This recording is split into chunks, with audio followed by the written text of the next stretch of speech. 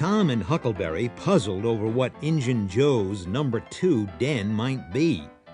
Number 2 couldn't be a house number, for the houses in the village of St. Petersburg weren't numbered.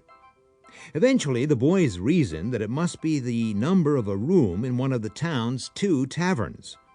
Since one of the taverns was respectable and the number 2 room there was occupied by a young lawyer, they decided it must be the number 2 room of the poorer and more disreputable 2nd tavern. Tom made some inquiries and discovered that the rear door of room number 2 opened into a back alley, and he also learned from the tavern keeper's son that the room was locked all the time and that he'd never seen anyone go in or come out except at night. Tom told Huck that he would collect up all the stray house keys he could find, and when there was a night with no moon, they would break in and find the box of treasure. There was brilliant moonlight for the next 3 nights, but Thursday night promised better. Tom slipped out of his house with his aunt's old tin lantern and a large towel to cover it with, as well as an assortment of odd keys. He joined Huckleberry at the head of the alley. Total darkness reigned. Huckleberry stayed on the lookout for Injun Joe, while Tom made his way up the alley. Then there was a season of waiting anxiety that weighed on Huck's spirit like a mountain. Now it seemed hours since Tom had disappeared. In his uneasiness, Huck found himself drawing closer and closer to the alley, fearing all sorts of dreadful things, and expecting some catastrophe to happen that would take away his breath. Suddenly there was a flash of light, and Tom came tearing by him. "Run!" said he. "Run for your life!" He needn't have repeated it. Once was enough.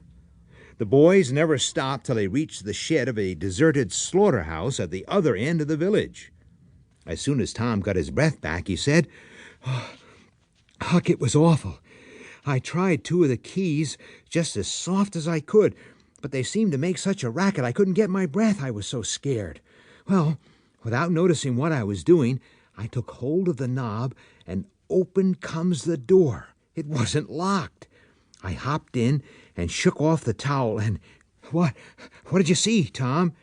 "Huck, I almost stepped on Injun Joe's hand. He was laying there, sound asleep on the floor with his arms spread out. Drunk, I reckon. I just ran. Say, Tom, did you see that box?" "Huck, I didn't wait to look around." "Looky here, Huck. Let's not try that thing any more till we know Injun Joe's not in there. It's too scary. If we watch every night, we'll be dead sure to see him go out sometime or other. Then we'll snatch that box quicker'n lightning." "Well, I'm agreed. I'll watch the whole night long, and I'll do it every night, too, if you'll do the other part of the job." "All right, I will. All you got to do is trot up Hooper Street a block and meow for a signal. And if I'm asleep, you throw some gravel at the window." "Agreed." The first thing Tom heard on Friday morning was a glad piece of news. Judge Thatcher's family had come back to town from a holiday the night before.